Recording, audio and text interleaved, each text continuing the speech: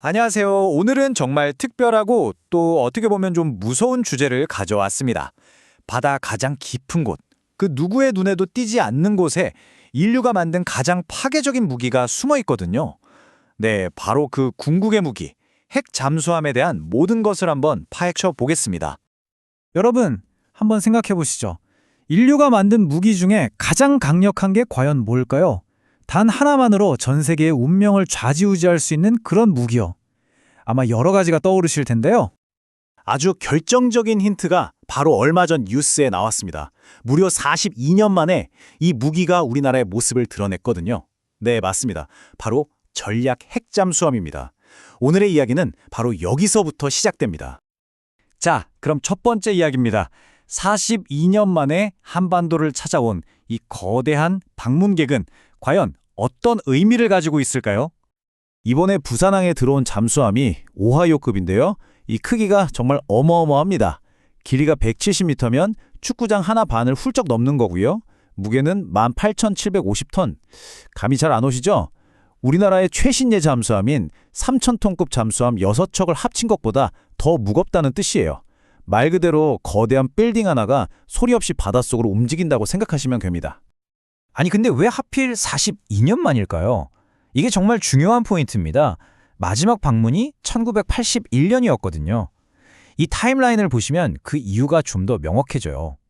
이 기나긴 시간 동안 무슨 일이 있었냐면 바로 북한이 잠수함에서 미사일을 쏠 수 있는 기술, 즉 SLBM 개발에 성공한 거죠. 이건 정말 게임의 판도를 바꾼 사건이거든요. 그러니까 이번 방문은 바로 그 변화에 대한 직접적인 응답, 일종의 강력한 메시지라고 볼 수 있는 겁니다. 자, 그렇다면 대체 왜 이 잠수함을 궁극의 무기라고까지 부르는 걸까요? 지금부터 그 어마어마한 힘의 실체를 한번 들여다보겠습니다. 우리가 보통 핵잠수함 하면 그냥 한 종류만 생각하기 쉬운데요. 사실은 크게 두 가지가 있습니다. 하나는 바다의 사냥꾼, 공격 핵잠수함이고요. 다른 하나가 바로 오늘 얘기할 주인공, 전략 핵잠수함입니다. 이름에 전략이라는 말이 붙는 이유가 있어요. 세상을 파괴할 수 있는 핵무기를 싣고 다니기 때문이죠. 그럼 이 잠수함의 화력이 대체 어느 정도냐? 정말 입이 떡 벌어집니다. 일단 대륙을 가로질러 날아가는 미사일 트라이던트 I가 무려 24발이나 실려 있어요. 그런데 여기서 끝이 아닙니다. 진짜 무서운 건 지금부터예요. 미사일 한 발에 핵탄두가 하나만 들어가는 게 아니라는 겁니다.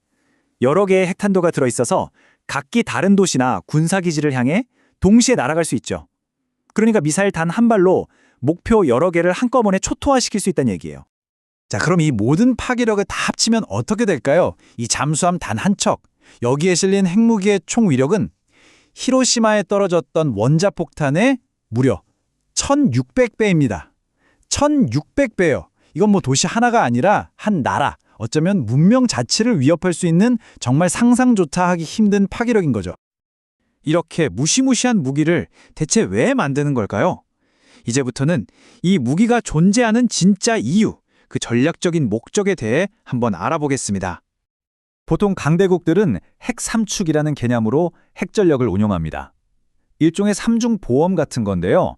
하늘에서는 폭격기가, 땅에서는 ICBM이라는 미사일이, 그리고 마지막으로 바다에서 바로 이 전략 핵잠수함이 핵무기를 운반하는 세 가지 길인 셈이죠. 그런데 이 세 가지 기둥 중에서 잠수함이 가장 핵심적인 역할을 합니다. 이유는 딱 하나, 은밀함 때문이에요. 이 문구가 모든 걸 설명해 주죠. 찾을 수 없는 것은 파괴할 수 없다. 만약 적이 기습 공격으로 땅에 있는 미사일 기지나 공군 기지를 다 파괴했다고 쳐요. 그래도 소용없습니다. 왜냐? 전 세계 바다 어딘가에 숨어 있는 이 잠수함은 절대 찾을 수가 없거든요. 그리고 이 살아남은 잠수함이 반드시 아주 끔찍한 보복을 하게 되는 겁니다. 이게 바로 그 유명한 상호 확증 파괴. 영화 약자로는 MAD라고 합니다. 미쳤다는 뜻이랑 철자가 똑같죠?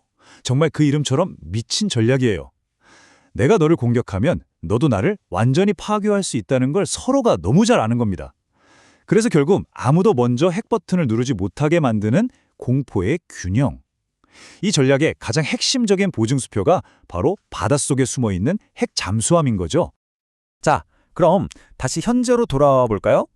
왜 이 잠수함이 42년이라는 긴 침묵을 깨고 한반도를 찾았을까요?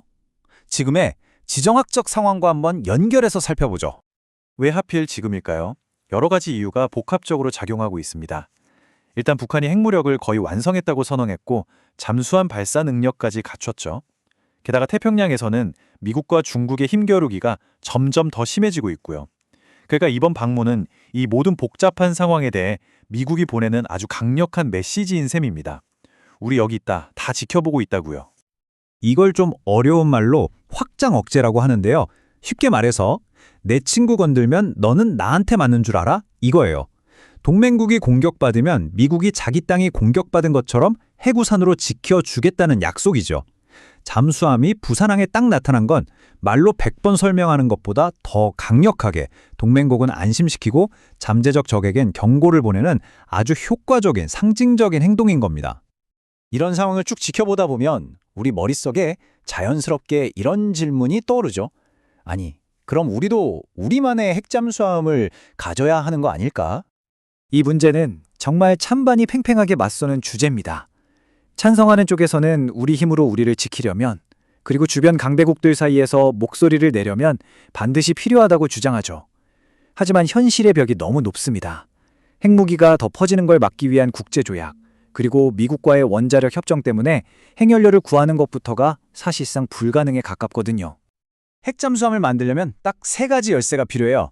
첫째, 잠수함을 만드는 기술. 이건 뭐 우리나라가 세계 최고 수준이죠. 문제 없습니다. 둘째, 잠수함의 심장이 될 소형 원자로 기술. 이것도 우리가 자체 개발해서 수출까지 하는 분야예요. 이것도 문제 없어요. 근데 마지막 3번째 열쇠, 바로 핵연료에서 딱 막히는 겁니다. 연료가 되는 우라늄을 농축할 수 있는 시설이 없는데 이걸 군사 목적으로 다른 나라에서 사온다는 건 국제적으로 거의 불가능한 일이에요. 최근에 미국이 호주한테 핵잠수함 기술을 이전해주는 오커스라는 협정을 맺으면서 우리나라에서도 그럼 우리도? 하는 기대감이 좀 있었어요. 하지만 미국이 딱 선을 그었죠. 그건 호주만 해당하는 아주 특별하고 예외적인 딱 한 번 있는 일이다 라고요. 아시아에서 괜히 군비 경쟁이 벌어지는 걸 원치 않는다는 뜻으로 해석됩니다. 결국 우리는 아주 어려운 질문 앞에 서게 됩니다. 당장의 위협을 막기 위해 우리도 이 궁극의 무기를 손에 넣어야 할까요? 아니면 그 선택이 오히려 모두를 위험에 빠뜨리는 새로운 군비 경쟁의 시작이 될까요? 오늘 이야기를 마무리하며 여러분께 이 질문을 남기고 싶습니다. 우리의 안전을 지키기 위한 방어와 모두를 파멸로 이끌 수 있는 군비 경쟁. 그 아슬아슬한 경계선은 과연 어디에 있는 걸까요?